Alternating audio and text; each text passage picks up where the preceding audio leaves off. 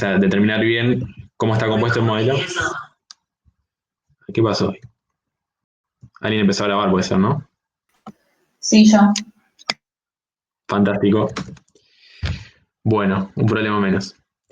Decía que entonces es importante entender cómo está compuesto el modelo y cuáles son las variables endógenas y cuáles las exógenas para entender más claramente los shocks y cómo funciona el modelo. Sí.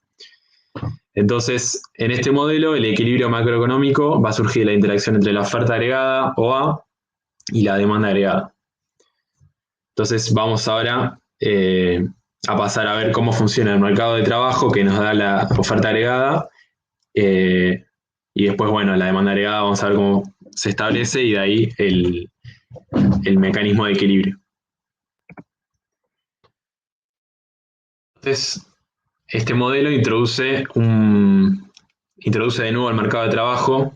Yo no sé si ustedes vieron el modelo clásico de determinación del producto, pero va a tener una serie de cambios en relación al modelo clásico, este mercado de trabajo WSPS, que los voy a ir señalando a medida que exponga, digamos.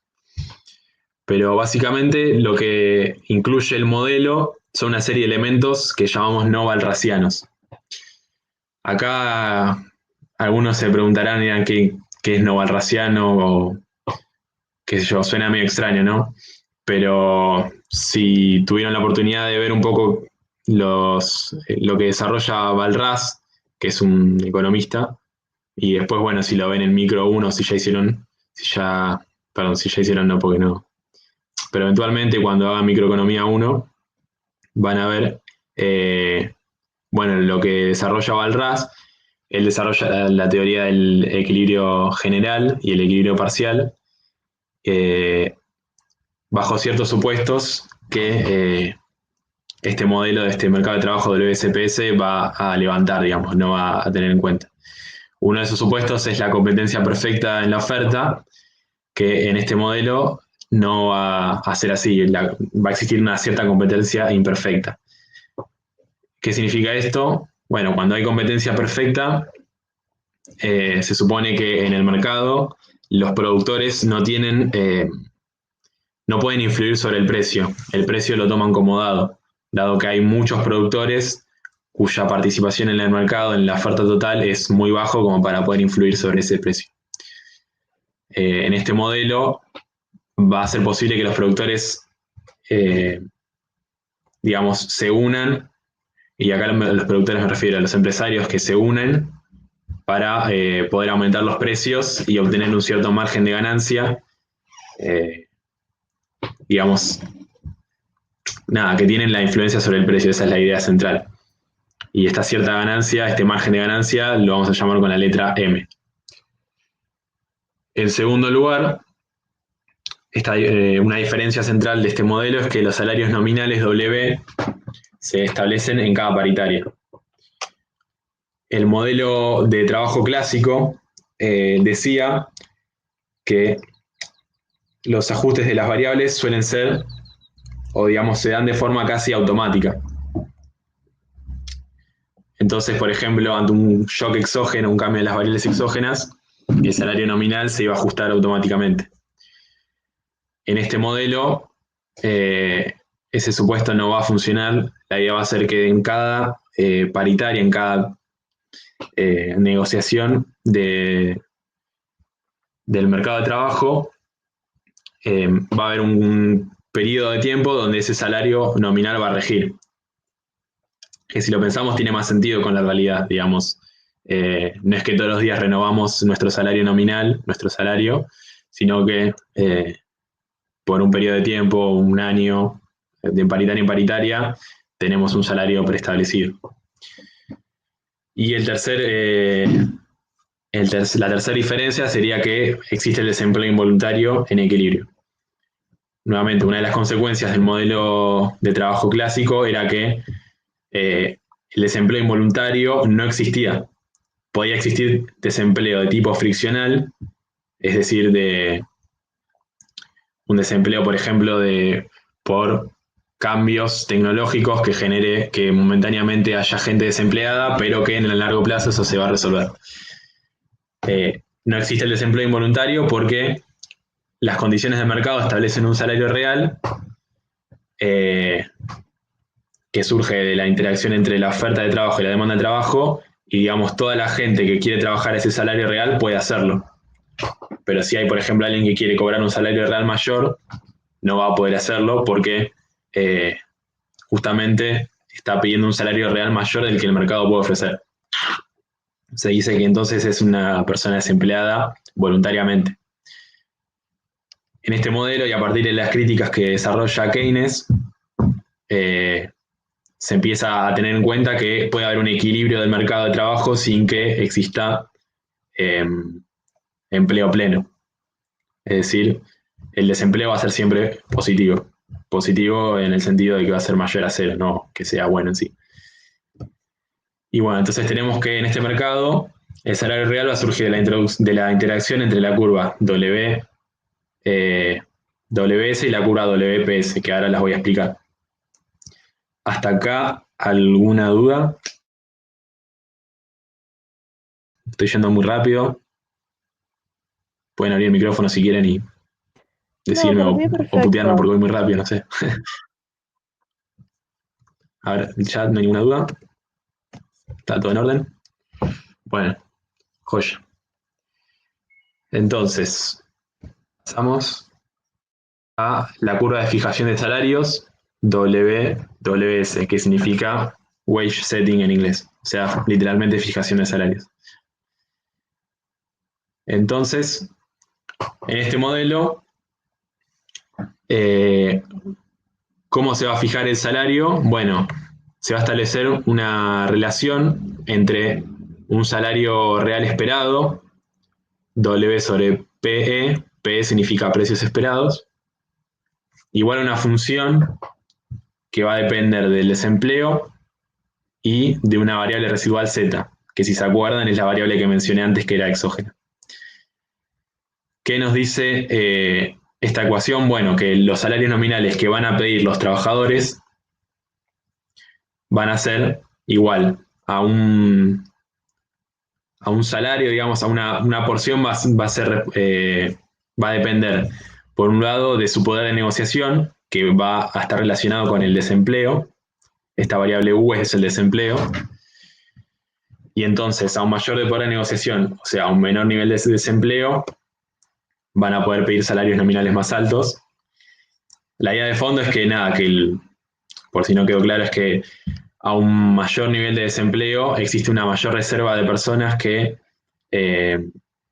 presionan a la baja el salario, dado que, por ejemplo, en una paritaria, los trabajadores ofrecen tal salario y el empresario dice, bueno, vos me ofreces este salario, me pedís este salario, pero yo acá a la vuelta de la esquina hay una fila de gente que trabajaría por menos salario que vos me estás diciendo.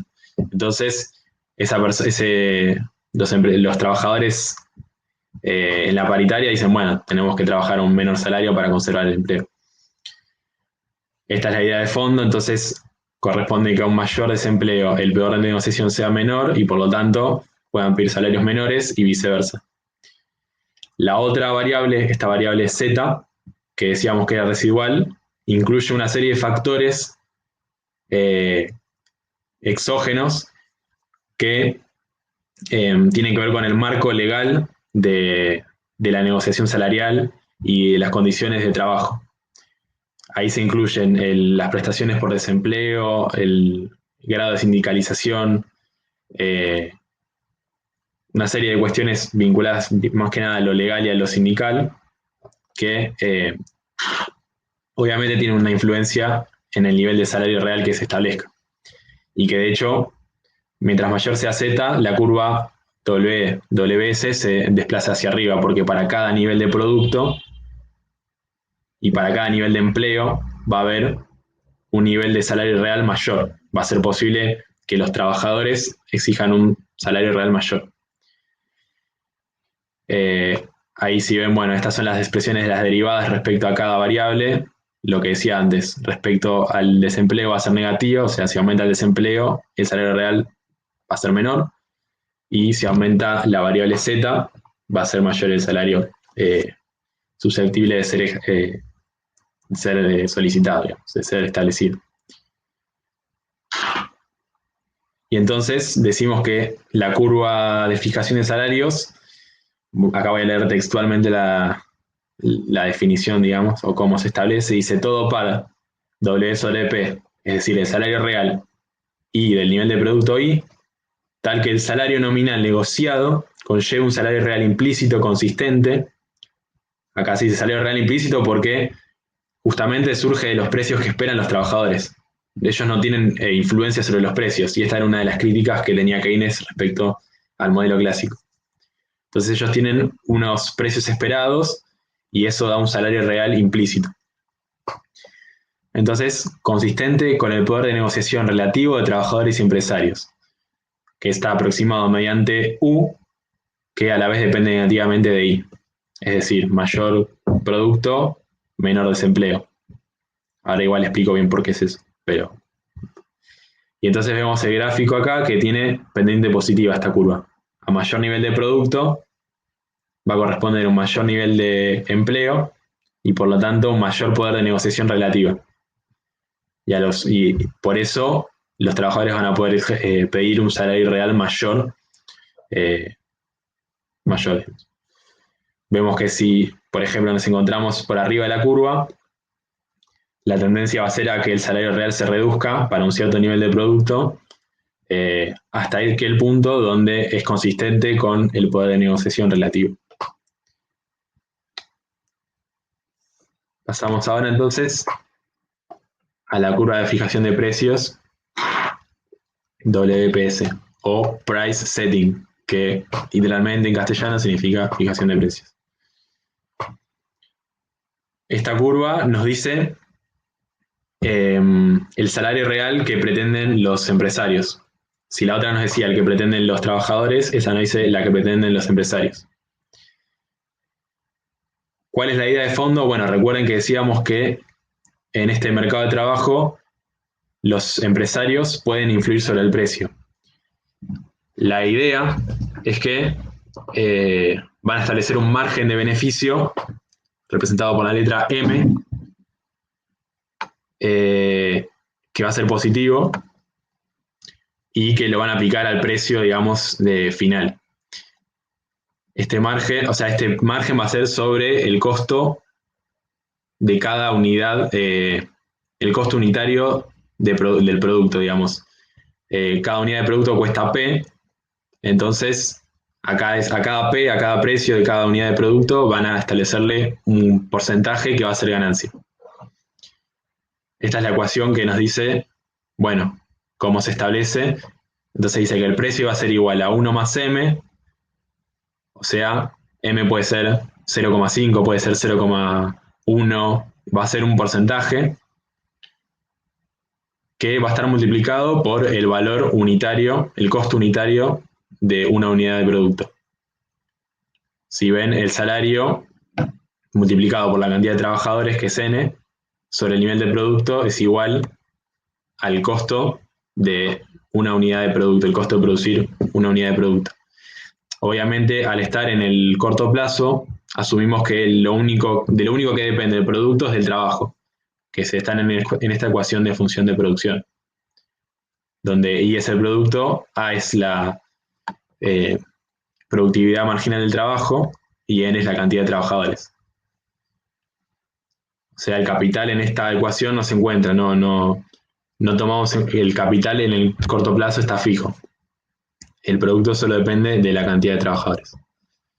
Y bueno, esto nos da esta ecuación, 1 más M por W sobre A, que si asumimos como se hace en el Blanchard, si no me equivoco, que A es igual a 1 y tenemos un margen de beneficio normal M asterisco, tenemos la ecuación de la curva de price setting, la curva de fijación de precios.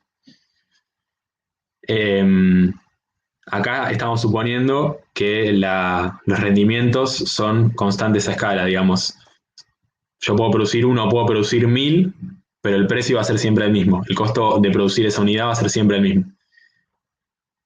Podría ser el caso que a medida que crece la producción, los costos sean crecientes o decrecientes.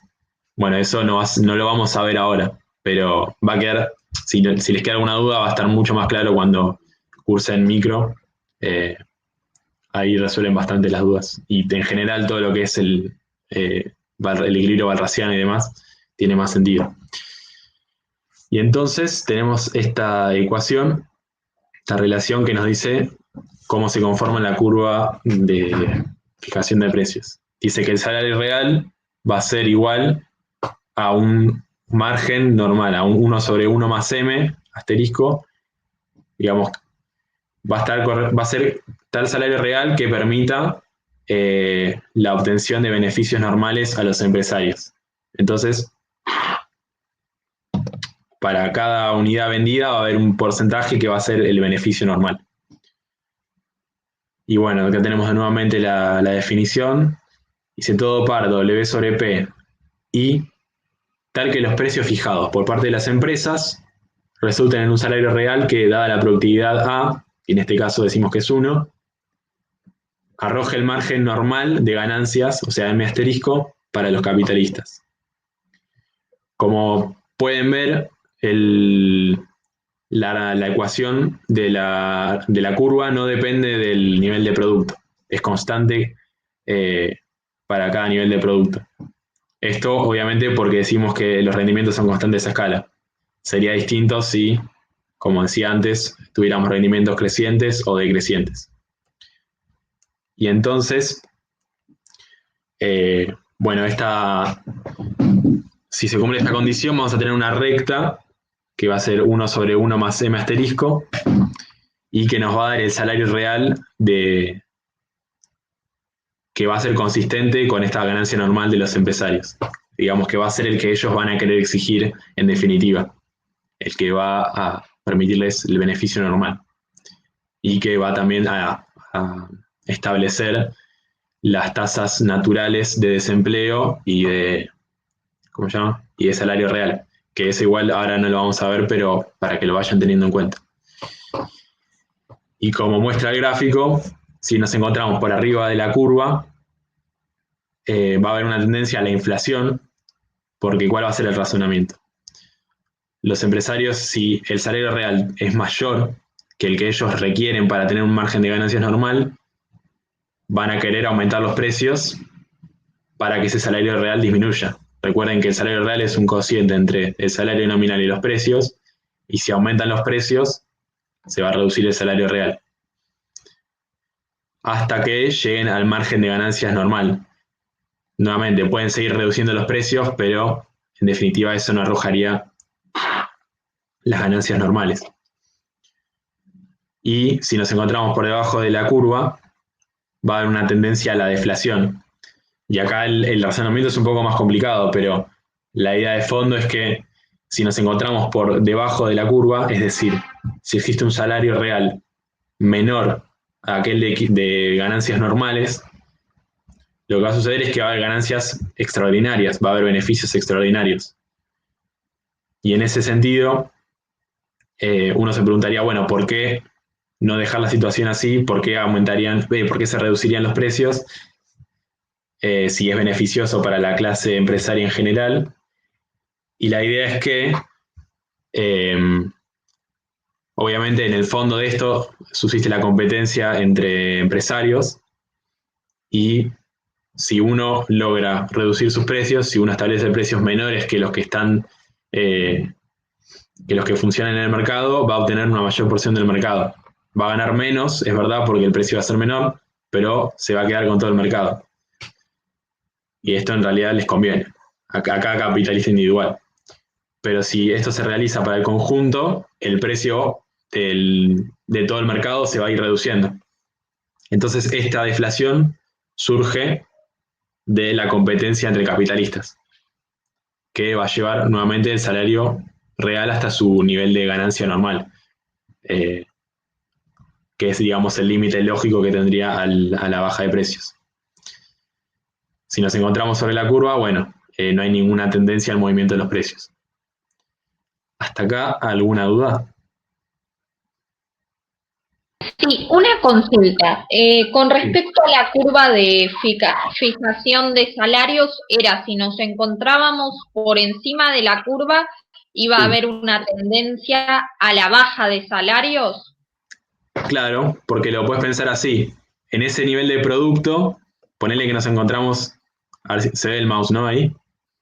Sí, sí. Si nos encontramos en este punto, para ese nivel de producto, que simboliza una línea vertical, el salario real en el que nos encontremos va a ser mayor que el que es consistente con el poder de negociación relativo de los trabajadores. Es decir, para ese nivel de producto y para ese nivel de empleo va a ser muy alto el salario real. Ok. En esas Y lo mismo, condiciones, en esas condiciones se supone que el poder relativo que va a tener los trabajadores para imponer un salario va a ser menor y por lo tanto van a tener que aceptar un salario real menor. perfecto. Sí, sí. Y lo mismo si fuese al revés, es porque si estás por debajo de la curva, va a tender a subir el salario, ¿o no? Claro, tal cual, porque el poder de negociación relativo estipula que los trabajadores van a poder obtener un salario real mayor que el que efectivamente están teniendo.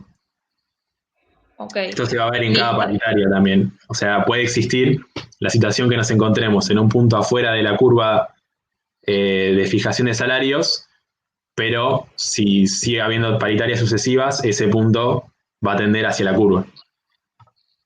Perfecto. Gracias. No, de nada. ¿Otra dudas? Si hay más dudas. ¿Nadie más? Abre el chat. Anabel pregunta qué es DP sobre DT. Lo que te referías a esta diapositiva. Esto indica la derivada de una variable, por ejemplo, el nivel de precios con respecto al tiempo. Nada más quiere decir de forma un poco más analítica o más elaborada que en el tiempo, digamos, va a haber una tendencia a que suban o bajen los precios. Si la derivada de los precios respecto al tiempo es mayor a cero, la idea es que a medida que pasa el tiempo van a aumentar los precios. Y es una inflación. Es una forma analítica de decir que suben los precios, que hay una tendencia a que suben los precios. La deflación es lo contrario. A medida que sube el tiempo, que aumenta el tiempo, que pasa el tiempo, si la derivada es negativa, van a bajar los precios. O sea, deflación. ¿Se entendió o muy chino? Buenísimo. Entonces, bueno, eso concluye con las dos curvas que habíamos presentado del mercado de trabajo. Acá hay digamos, una nota al pie para entender qué hay de fondo del modelo.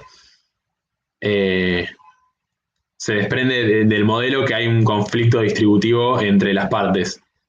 Si nosotros eh, despejamos esta ecuación de acá, respecto a la productividad marginal, es decir, cuánto añade cada trabajador al producto, nos va a quedar esta expresión que si asumimos que la productividad marginal A es 1, nos va a quedar esta expresión de acá, 1 igual a salario real más M sobre 1 más M. Y lo que nos dice esta expresión en el fondo es que cada unidad de producto, eh, cada unidad vendida va a estar separada entre el salario real y entre el margen de ganancia. Podemos entender que cada una de estos componentes va a tener una proporción del total de una unidad de producto vendida. Mientras mayor sea el salario real, necesariamente tiene que ser menor el margen de beneficios, porque esta expresión suma 1. Entonces, si el salario real fuera 1, necesariamente el margen de beneficios tiene que ser 0. Con lo cual, ahí existe una puja distributiva a ver quién puede establecer el salario real más alto o quién puede tener más beneficios, pero no pueden ser los dos simultáneamente. Por lo menos en este caso, donde suponemos la productividad marginal constante.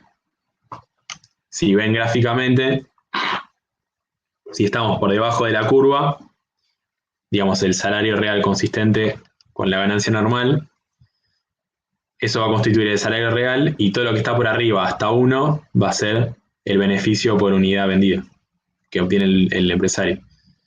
Nuevamente, si la curva de salario real se encuentra más arriba, el beneficio va a ser menor y a viceversa. Pero esto, bueno, para que lo tengan en cuenta, también hacia el modelo. Bueno, entonces, presentado el mercado de trabajo, ahora el objetivo es pasar a la curva de oferta agregada. Pero no lo vamos a hacer en general, sino que lo vamos a hacer en el corto plazo. Vamos a ver cómo se construye la curva de oferta agregada para el corto plazo y cómo se comporta. La idea, la definición que vamos a usar del corto plazo va a ser un periodo de tiempo que comienza con el momento del shock, es decir, con un momento donde cambian las variables exógenas, que incluye una paritaria, es decir, que hay un cambio en los salarios nominales y que termina con un ajuste de precios posterior. Esta es una definición quizás un poco arbitraria, pero nos va a servir analíticamente. Vamos a ver después que el mediano plazo va a incluir más paritarias. Pero en principio, en el corto plazo, solo tenemos una paritaria y el ajuste de precios posterior, que va a quedar más claro ahora cuando lo veamos en el modelo. La pregunta que nos tenemos que hacer es, dado que en el modelo OADA relacionamos precios, nivel de precios con nivel de producto, entonces la pregunta es, ¿qué relación guarda la oferta agregada entre el nivel de producto y el nivel de precios? Y la idea de fondo que vamos a ver es que, por ejemplo, si aumenta el producto, va a haber un aumento del empleo o una disminución del desempleo, digamos, es simultáneo por definición, y que esto va a generar que el salario que surge de la curva de fijación de salarios sea mayor que el que surge de la curva de fijación de precios. Porque, como decíamos antes, el poder de negociación relativo va a ser mayor, relativo de los trabajadores. Y entonces en la próxima paritaria va a haber un aumento de salario nominal que, si partimos del equilibrio, va a ser mayor que el salario que surge de la curva de fijación de precios, que, si recordamos, era 1 sobre 1 más m asterisco. Y luego de esa paritaria habíamos dicho que iba a haber un ajuste de precios, y justamente porque, valga la redundancia, justamente, porque los empresarios buscan recomponer su margen de ganancia. Como pueden influir sobre los precios, pueden aumentarlos, pueden ponerse de acuerdo para aumentarlos y reducir el salario real hasta su nivel previo, hasta el nivel de equilibrio de corto plazo. Como ven acá, W sobre P igual a 1 sobre 1 más M asterisco, que era la expresión del salario real de beneficios normales. Y bueno, si al contrario baja el producto, va a disminuir el empleo, va a aumentar el desempleo, el poder de negociación relativo de los trabajadores va a ser menor, entonces su salario real, el salario real que efectivamente puedan fijar, va a ser menor que el que surge de la ecuación de la curva de fijación de precios, y por lo tanto el salario nominal en la paritaria, en la próxima paritaria, va a caer, con el resultado de que el salario real va a ser menor al de equilibrio, al que surge del margen de beneficios normales. Y acá, bueno, ¿qué pasaba? Tenemos beneficios extraordinarios para los empresarios. Va a suceder lo que planteaba antes en términos de la competencia. Van a querer bajar los precios para poder apropiarse de una mayor porción del mercado, y como resultado de esto, el precio va a tender a la baja hasta que el salario real sea igual a aquel consistente con los beneficios normales. Este efecto que va del nivel de producto a los precios se conoce como el efecto Keynes. No, perdón, sí. No es el efecto Keynes, sino que el efecto que surge de los precios va al producto va a ser el efecto Keynes. Mala mía. Ahora igual lo explico. Entonces, tenemos que, como resultado de esto que planteé antes, podemos obtener la curva OA de corto plazo. Entonces, sabemos que si hay un aumento de precios, si hay un aumento de producto, necesariamente van a aumentar los precios. Por toda esta explicación que hicimos antes. En cambio, si se reduce el producto, como como aumenta el desempleo y las condiciones y el poder de negociación relativo de los trabajadores, va a haber una tendencia a la reducción del salario nominal, va a haber beneficios extraordinarios para los empresarios y va a ser posible que entren en competencia para reducir los precios hasta que nuevamente el salario real se encuentre en el nivel de equilibrio. De equilibrio, digamos, de corto plazo. Entonces, decimos que la pendiente de la curva de oferta agregada de corto plazo es positiva. A mayor nivel de producto, mayor nivel de precios y viceversa. Si ven gráficamente lo que decíamos antes es lo siguiente. Nosotros estamos en el punto A, donde estamos en equilibrio, digamos, la curva de fijación de precios y de salario se cortan. Y, por ejemplo, por un aumento de producto que no establecemos por qué es, pero lo asumimos, hay uno, nos encontramos en este punto D. Para este punto, el salario que surge de la curva de fijación de salarios va a ser mayor que el que surge de los beneficios normales.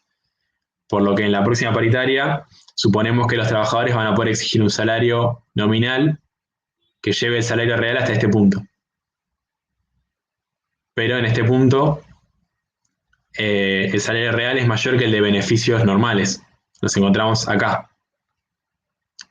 Y como resultado de esto, los empresarios van a querer aumentar los precios para recomponer el margen de ganancias, llevándonos de vuelta a este punto de acá.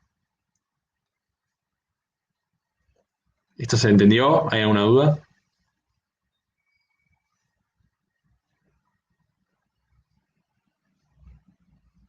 ¿No? Bueno. Y me olvidé de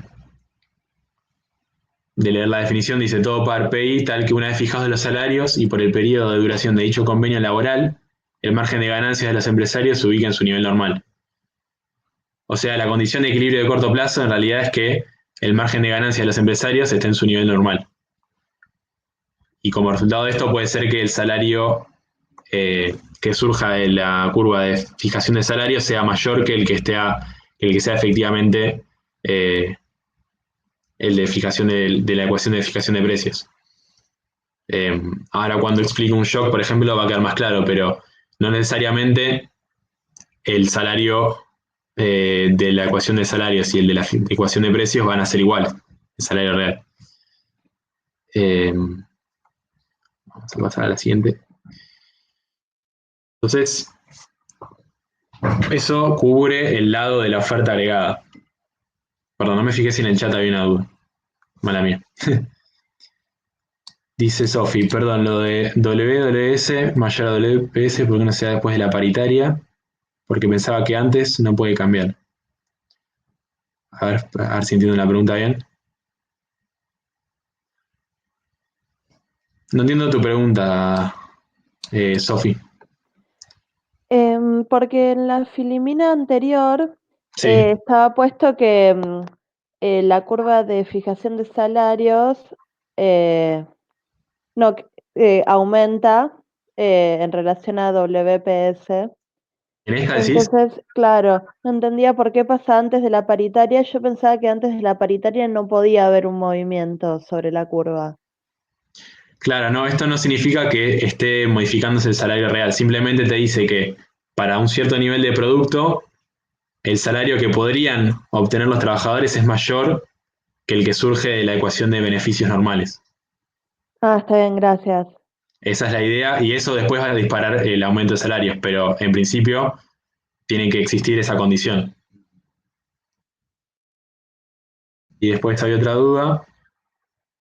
Dice Laura, lo de los movimientos de las curvas, si podría repetir los movimientos de las curvas. ¿Te referís a este de la curva, este que había hecho acá? Si querés puedes salir el micrófono y decirme más concreto porque no me acuerdo de qué movimiento estamos hablando. ¿Este? Bueno, partíamos de un equilibrio, es decir, donde el salario que efectivamente pueden conseguir los trabajadores y el que surge de la ecuación o de la curva de beneficios, perdón, del salario real de beneficios normales están en equilibrio. Es decir, el salario que efectivamente pueden pedir es igual al que surge, al que es consistente con los beneficios normales. Suponemos que desde este punto A hay un aumento de producto hasta I1 por X motivos. Puede ser una política fiscal expansiva, política monetaria expansiva. Ahora mismo no importa eso. Simplemente decimos que aumenta el producto. Para este nivel de producto existe un nivel de empleo mayor, porque la lógica de fondo es que mayor nivel de producto va a requerir mayor nivel de trabajadores, mayor nivel de empleo, menor nivel de desempleo. Entonces, esto va a dotar a los trabajadores de un poder de negociación relativo mayor, que se va a reflejar en que el salario real que surge de la curva de fijación de salarios sea mayor que el que surge de la curva de fijación de precios. Esta brecha justamente refleja eso. Y por lo tanto, en la próxima paritaria van a querer, van a imponer un salario nominal que lleve el salario real hasta este punto, sobre este eje de producto. Pero luego de esa paritaria, como vemos, no estamos sobre el nivel de beneficios normal, no estamos sobre el salario real que permite los beneficios normales, porque este está acá abajo y nosotros estamos acá arriba. Entonces, la idea es que los empresarios van a aumentar los precios y como el salario real es un cociente entre W y el nivel de precios, acá esto está mal puesto, en realidad, o sea, W sería igual a WP, esta W minúscula. El aumento de precios va a reducir el salario real así, hasta el punto donde sea igual al salario consistente con los beneficios normales. O sea, de vuelta al punto D. Eso por lo menos por ahora, hasta ahora que no vimos el efecto sobre la demanda agregada, pero en principio la oferta agregada se va a comportar de esta forma. ¿Quedó claro o volvió a ser muy oscura mi presentación? Bueno, bien. Cualquier cosa, avisen. Hasta acá ninguna duda más.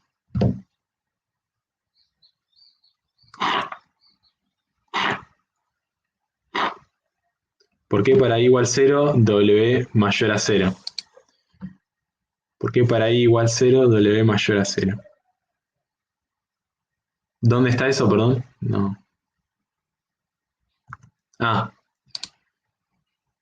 Vos preguntás para el nivel de producto I0, ¿por qué el salario es positivo? No entiendo.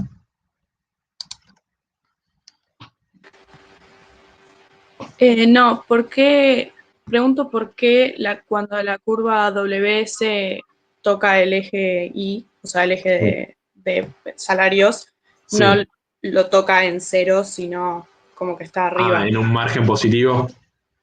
Bueno, se supone que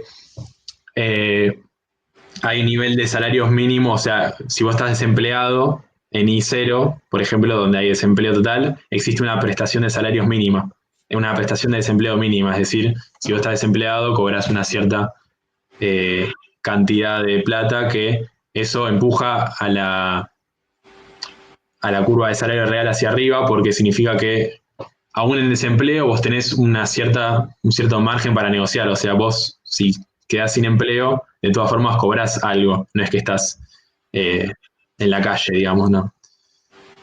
Claro, ¿Se entiende? ok. Sí, gracias. Y mientras mayor sea esa prestación de desempleo, mayor sean las condiciones de la seguridad social, mayor o más arriba va a estar ese punto. Más arriba está la curva de fijación de salarios. Buenísimo, gracias. De nada. Ahí va. Bueno, entonces seguimos. Dicho esto sobre la oferta agregada, pasamos ahora a la curva de demanda agregada, que en realidad no va a tener tanta novedad porque básicamente es lo que surge del modelo ISLM, que partía de la idea de que el producto está determinado por la demanda agregada, y que el equilibrio va a ser el equilibrio del modelo IS, o sea, del equilibrio del mercado de bienes IS y del mercado de dinero LM. Bueno, acá como agregamos los precios, va a haber una variable que va a tener un efecto sobre este nivel de demanda agregada, los precios. Y el efecto que tenga esta variable sobre la demanda agregada y sobre el producto va a ser el efecto Keynes, que decía antes, en realidad me había equivocado, es este, es el efecto que tiene el aumento de precios o la variación de precios sobre la demanda y por lo tanto el producto. Y entonces, la idea es que cómo afecta el aumento o la variación de precios, perdón, yo siempre digo aumento, pero puede ser una disminución también, cómo impacta esa modificación, bueno, a través de los saldos reales en el mercado de dinero. Si recuerdan, en el mercado de dinero teníamos que la tasa de interés va a depender de la demanda de liquidez y de la oferta monetaria, en términos reales, porque no es lo mismo una cierta cantidad de dinero que una cierta cantidad de dinero en relación a ciertos precios. Bueno, igual eso supongo que lo entienden bien. Y entonces un aumento de precios, por ejemplo, va a reducir los saldos reales de oferta monetaria, MS sobre P, y esto, digamos, si no se modifican las demás condiciones, va a producir que haya un exceso de demanda de dinero, una escasez de oferta. Y en esas condiciones, nosotros ya sabíamos por el modelo anterior que eso va a llevar a un aumento de la tasa de interés, que a su vez va a reducir el nivel de inversión, porque la inversión se encarece, y va a reducir la demanda agregada y por lo tanto va a reducir el producto. Y por el contrario, una reducción de los precios va a aumentar los saldos reales, es decir, cada billete de 100 pesos que yo tenga va a funcionar para más transacciones porque los precios se redujeron, por poner un ejemplo. Entonces va a haber una relativa, digamos, escasez de demanda, o sea, una relativa abundancia de oferta que va a reducir la tasa de interés y por lo tanto va a aumentar la inversión, porque la inversión se vuelve más barata, en alguna forma de decirlo. Y eso aumenta la demanda agregada con el consecuente aumento del producto. Estos dos, digamos, esta transición, este efecto que va desde los precios hasta el producto, efectivamente es el efecto Keynes. Y bueno, acá vemos cómo se grafica el efecto Keynes. Tenemos el modelo ISLM acá, ¿cómo se llama? El gráfico del mercado LM, y suponemos que, por ejemplo, hay un aumento de los precios. Acá no está el LM, perdón. Pero bueno, hay un aumento de los precios y se reducen los saldos reales. Eso implica una contracción monetaria que desplaza la curva LM hacia la izquierda, que nos dice para cada nivel de producto la tasa de interés va a ser mayor. Entonces nos movemos a este punto. Y digamos, en nuestro gráfico donde relacionamos el nivel de producto y de precios, tenemos que para un nivel de producto mayor va a corresponder un nivel de precios menor y para un nivel de producto menor va a corresponder un nivel de precios mayor, por este ajuste que decíamos. Entonces, la curva de la demanda agregada, la pendiente de la curva de demanda agregada va a ser negativa. A niveles de precios mayores van a corresponder, a niveles de producto mayores van a corresponder niveles de precios menores y viceversa.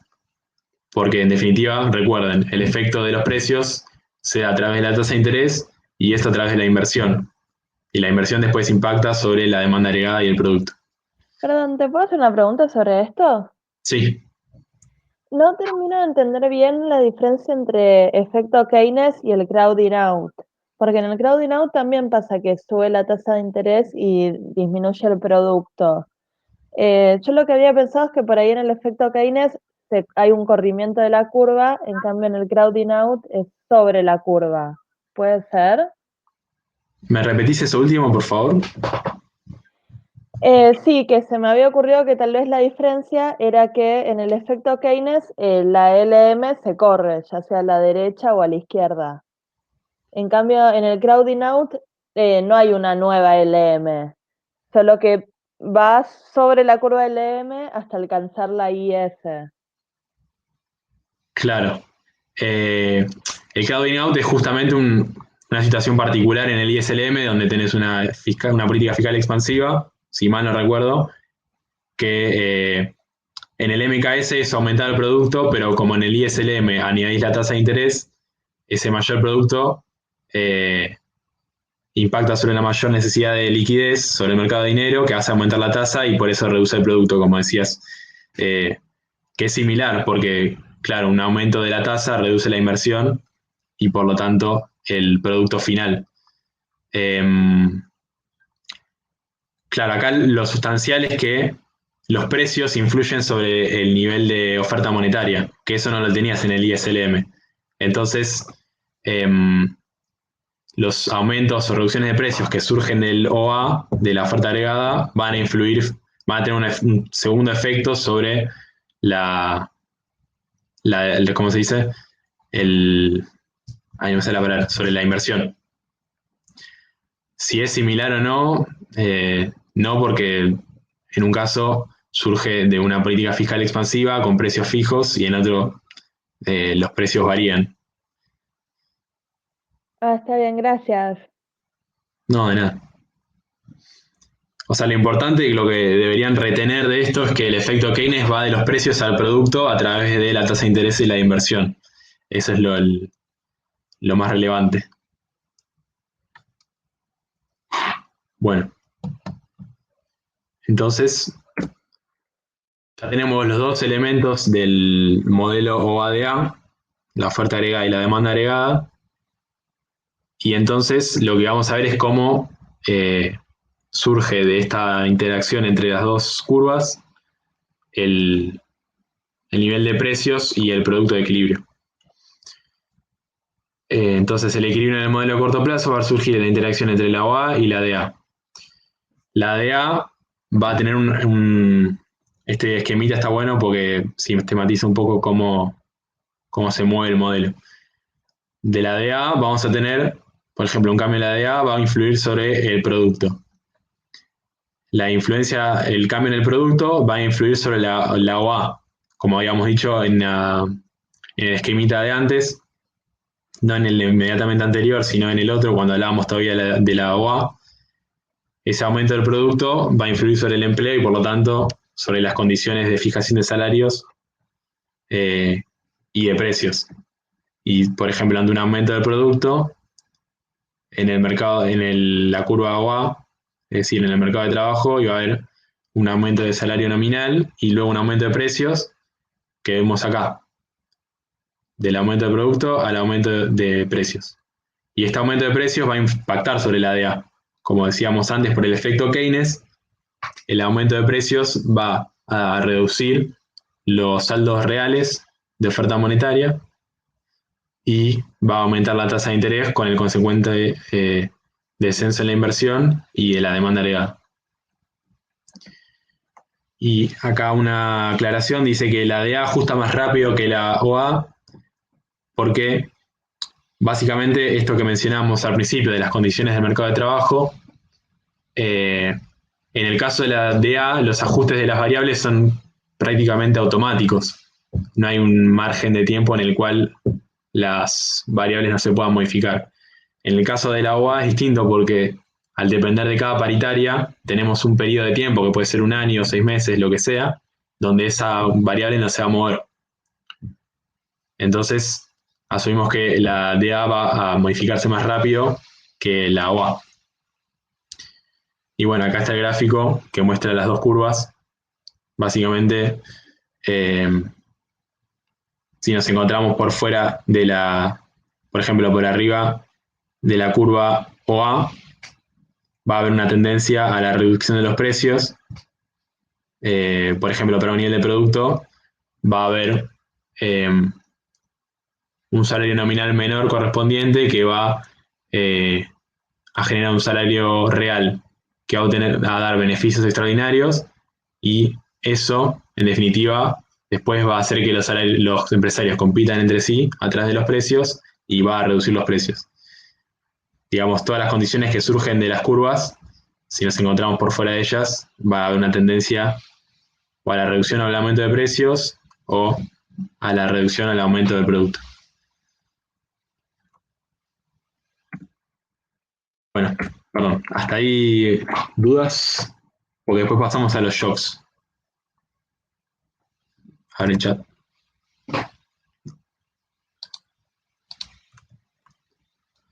¿Ninguna duda por ahora?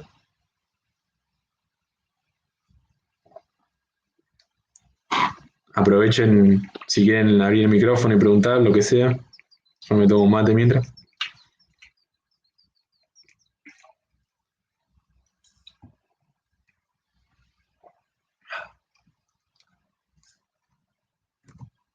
Bueno, asumo que no hay ninguna duda.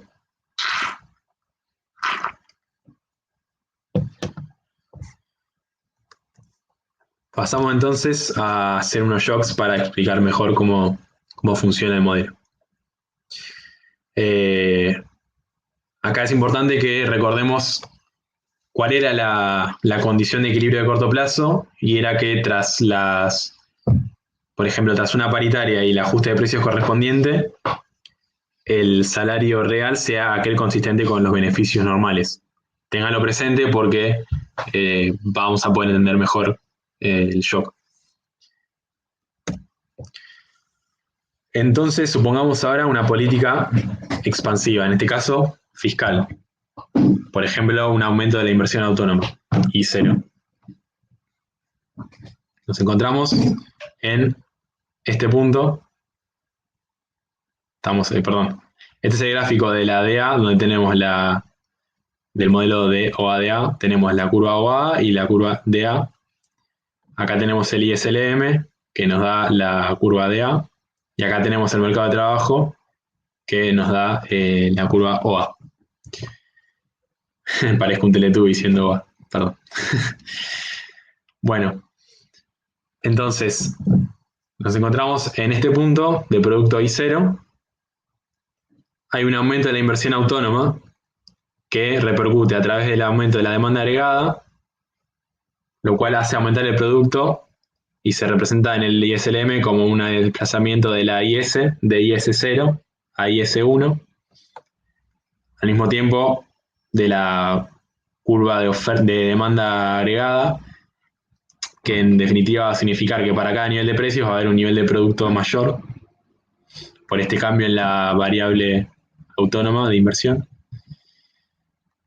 Y nos vamos a desplazar, si no cambia nada, va a desplazarse la IS, va a haber un aumento del producto junto con un aumento de la tasa de interés. Acá está lo que decía, creo que era Anabel del crowding out. Bueno, si la LM fuera plana, nos moveríamos hasta acá, pero como la LM no es plana, hay un aumento de la tasa de interés y hay una reducción del producto por la caída de la inversión. Nos encontramos en este punto. Esta aclaración en realidad forma parte más del modelo ISLM. Acá no lo explicamos tan detalladamente porque no sería muy engorroso, pero en el fondo es eso, es ese efecto. Entonces estamos en este punto. Acá vemos que nos encontramos sobre la DA. Estamos en el equilibrio de la DA porque estamos en el equilibrio del ISLM, pero no nos encontramos en el equilibrio de la OA. Estamos por fuera de la OA. ¿Y esto por qué? Justamente porque en el mercado de trabajo nos encontramos en este punto acá. Al nivel de producto I1, ¿se ve ahí o está muy chiquito el gráfico? Porque yo acá lo veo bien, pero capaz ustedes no se ve muy chiquito. ¿Se ve o no? ¿Se ve, se ve? O ya, si no, le hago zoom. Entonces, en el mercado de trabajo, vemos que para este nivel de producto, el salario que surge de la curva de fijación de salarios podría ser mayor, digamos, está en desequilibrio. Es mayor que el que surge de la ecuación de la curva de fijación de precios.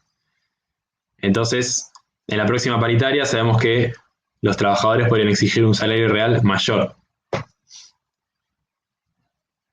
Entonces, ¿qué va a pasar? Bueno, teníamos el efecto que iba, recuerden, el efecto que va desde el producto. Tenemos un cambio exógeno que aumenta el producto y ahora vamos a ver los efectos de ese aumento del producto dentro de la OA, como estaba en este esquema de acá. Tenemos el shock de la inversión autónoma, aumento del producto. Estamos acá. Ahora, ¿cómo repercute eso en la OA? Bueno, vamos a ver acá. Como dijimos, el salario que pueden exigir los trabajadores a ese nivel de producto va a ser mayor. Entonces, efectivamente, la próxima paritaria, ¿no? Vamos acá, la paritaria van a exigir un salario nominal mayor que va a llevar el salario real a un nivel mayor a aquel que es consistente con los beneficios normales. Esta condición nos lo dice, el salario real es mayor que aquel que surge de la condición de beneficios normales. Y entonces vamos a estar acá arriba, en este punto. El salario real aumenta hasta este punto. Hasta acá. Bueno, los empresarios no se van a quedar de brazos cruzados, como el salario real es mayor que aquel que les permite ganar los beneficios normales, van a aumentar los precios para reducir el salario real, que es lo que efectivamente sucede. El salario real se reduce. Y teóricamente llegamos a el resultado de equilibrio, digamos, el salario real es igual a aquel consistente con los beneficios normales. Pero, a diferencia de lo que ocurría antes cuando no incluíamos la DA, ahora el aumento de precios va a tener un efecto sobre el producto. Como dice, OA está en equilibrio, sin embargo, el aumento de P desequilibra la DA. Y vamos a ver ahora este efecto que se condice con lo que en el esquema veríamos acá. De la OA, el aumento de precios y cómo impacta sobre la DA. Entonces, tenemos el aumento de precios, reduce los saldos reales, MS sobre P, y esta reducción de los saldos reales, esta contracción monetaria real, desplaza la LM de LM0 a LM1. Como ven, esta es la LM0, solo estábamos acá. Ahora la LM se mueve hacia la izquierda. Para cada nivel de producto va a haber una tasa de interés mayor. O para cada nivel de tasa de interés va a haber un nivel de producto menor. Es la misma lógica. Entonces, con la reducción de la oferta monetaria real, va a haber un aumento de la tasa de interés, como ven acá, y con ese aumento de la tasa de interés va a caer la inversión, se encarece la inversión, y por lo tanto va a bajar la demanda agregada y el producto hasta I2. Recién en este punto nos encontramos nuevamente en el equilibrio simultáneo de la OA y la DA. El equilibrio en la DA, dado que se intersectan la LM y la IS, estamos en el equilibrio en el mercado de bienes y el mercado de dinero, en este punto I2, Y2 y latina 2. Y estamos en el equilibrio del mercado de trabajo, porque nosotros estábamos acá antes del aumento de precios, estábamos acá, el aumento de precios reduce el salario real, pero además reduce el producto por este efecto Keynes que decíamos. Al encarecerse la inversión, se reduce el producto hasta I2. Y estamos en la condición de equilibrio de corto plazo. El salario real es igual a aquel consistente con los beneficios normales. Por lo tanto, estamos en equilibrio a un nivel de producto I2 que es mayor al inicial pero menor al que podría haber sido sin el efecto Keynes, que sería el I1, y a un nivel de precios P1 mayor, este punto P1.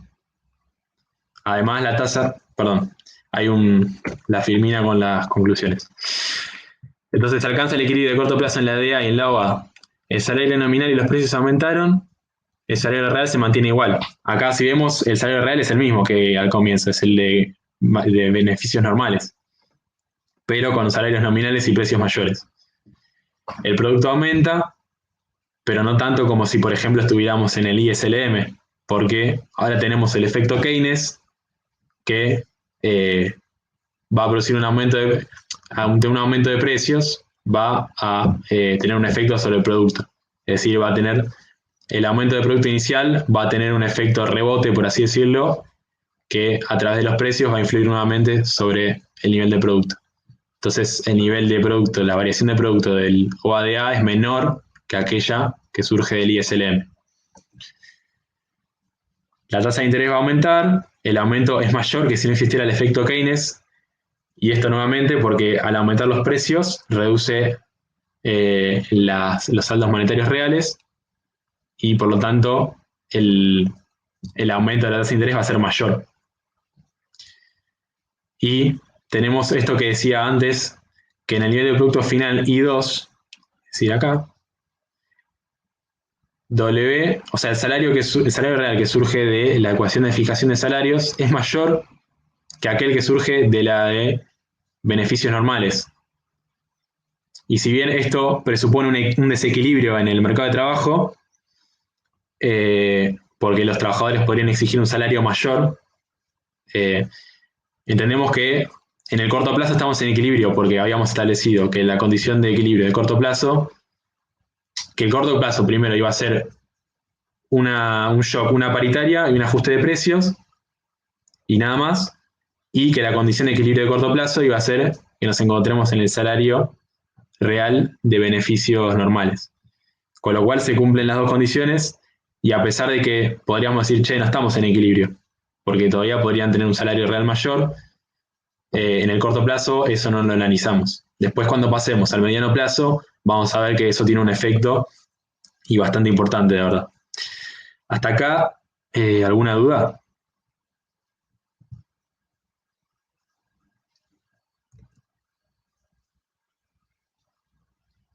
¿Se entendió, Joya?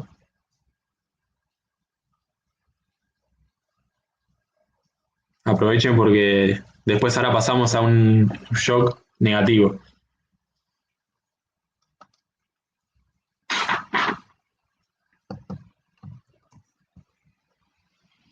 Sirvo un mate y ahora sigo porque se me seca la garganta.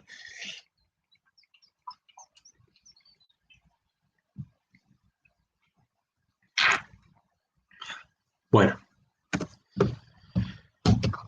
Hacemos ahora un shock contractivo. En este caso vamos a hacer uno monetario, una política contractiva monetaria. Podríamos hacer una política fiscal contractiva, pero bueno, para cubrir más tipos de política vamos a quedarnos ahora con la política contractiva monetaria. Y la política contractiva monetaria, la forma como interviene el gobierno en este caso es bajando la oferta monetaria. Entonces, nosotros estamos en el punto I0 acá, en el ISLM estamos acá, y en el mercado de trabajo estamos acá en equilibrio. Es decir, el salario, la curva WWS y la curva WPS se cortan. En realidad la condición de equilibrio es que estamos en el beneficio normal, pero bueno, para mayor equilibrio. Entonces, hay una reducción de la oferta monetaria, AMS. Inmediatamente, esto significa que los saldos reales, MS sobre P, disminuyen. Es decir, hay menos efectivo real, menos efectivo para conducir transacciones en la economía. La LM0 pasa a LM1, es decir, se desplaza hacia arriba, porque para cada nivel de producto la tasa de interés necesariamente va a ser mayor. y tenemos que el exceso de demanda de dinero relativo, o sea, por la reducción de los saldos reales, empuja la tasa de interés hacia arriba, hacia I1, este nivel de acá. Con la nueva LM, la IS se cruza en este punto y que además nos da un nivel de producto menor, porque si aumenta la inversión, si aumenta la tasa de interés, se reduce la inversión, se encarece la inversión y baja la demanda agregada y baja el producto. Al mismo tiempo, la curva de demanda agregada se desplaza. Es decir, para cada nivel de precios va a haber un nivel de producto menor. Entonces, ahora nos encontramos en este punto I1, este corte I1. Estamos acá en el ISLM, estamos acá en el OADA, los precios todavía no se modificaron, seguimos en P0, estamos en equilibrio en la DA, pero en desequilibrio en la OA, porque estamos sobre la curva DA, pero no sobre la OA. Y en el mercado de trabajo, si decíamos que estábamos en desequilibrio en la OA, necesariamente estamos en desequilibrio en el mercado de trabajo, porque nosotros nos encontramos en este punto de acá. Perdón, todavía no nos movimos. Estamos en este punto acá, a un nivel de producto menor, I1. El mercado de trabajo, ¿qué nos dice?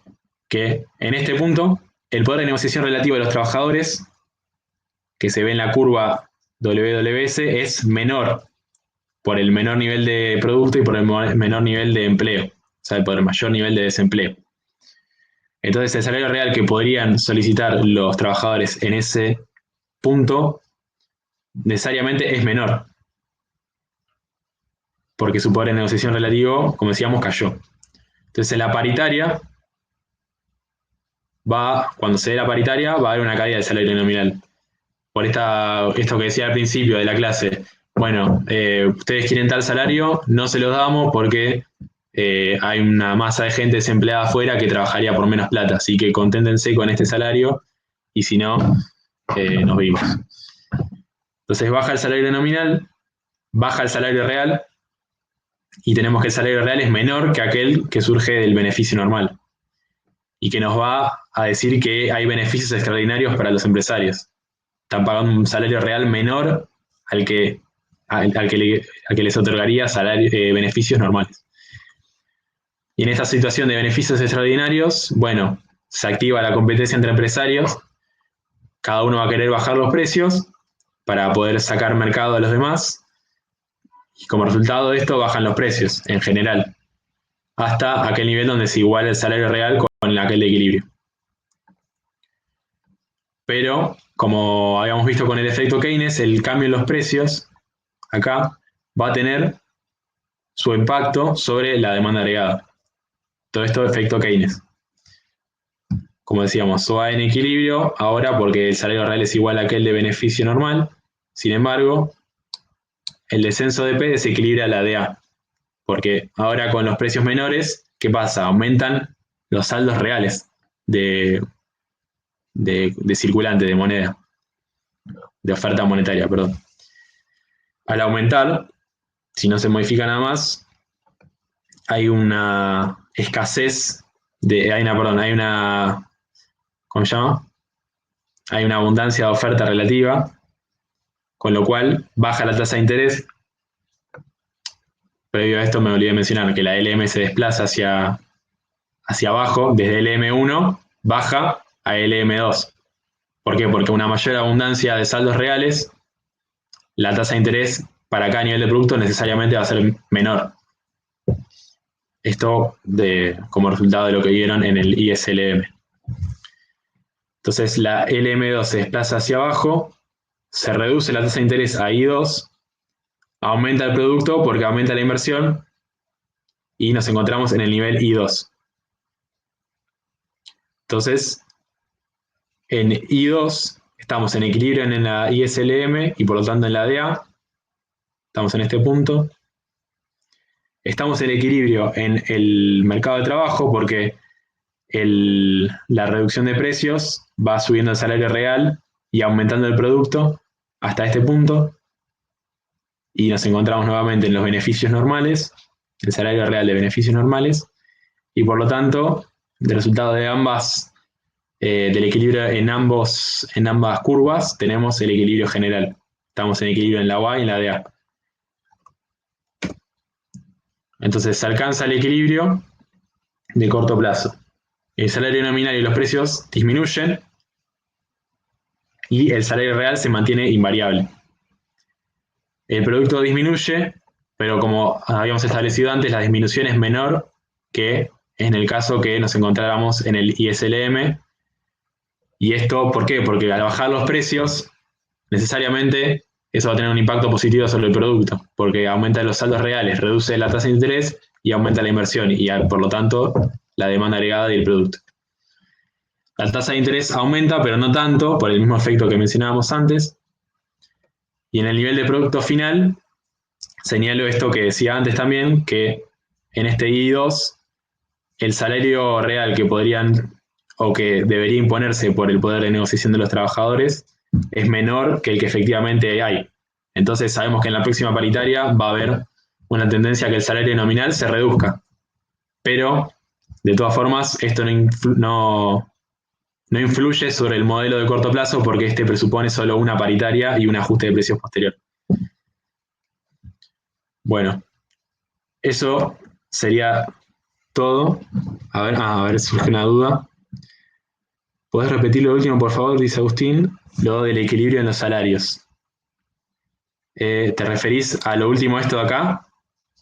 ¿A esto del nivel de producto final I2, No, lo mandás un rato. Me refería a lo del equilibrio en el mercado de trabajo, que no entendía por qué está en equilibrio, pero dijiste que no hace falta saberlo, entenderlo bien. Igual. ¿En qué situación decís vos? Claro, eso como que no están en contacto las curvas. Claro. Las funciones. Eso. Sí, porque uno pensaría, bueno, pero hay una tendencia a que los salarios disminuyan o aumenten. Pero bueno, como eso corresponde a la próxima paritaria, no lo tenemos en cuenta, por lo menos ahora que estamos en el corto plazo. Dale, gracias. No de nada. ¿A alguien le quedó una duda? Esta parte de shocks es medio vertiginosa, pero espero haberlo explicado correctamente.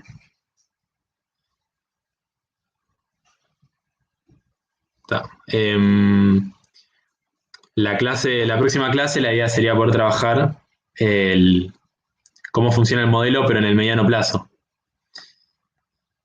Sofi pregunta si yo tuve a Rossignolo. Yo tuve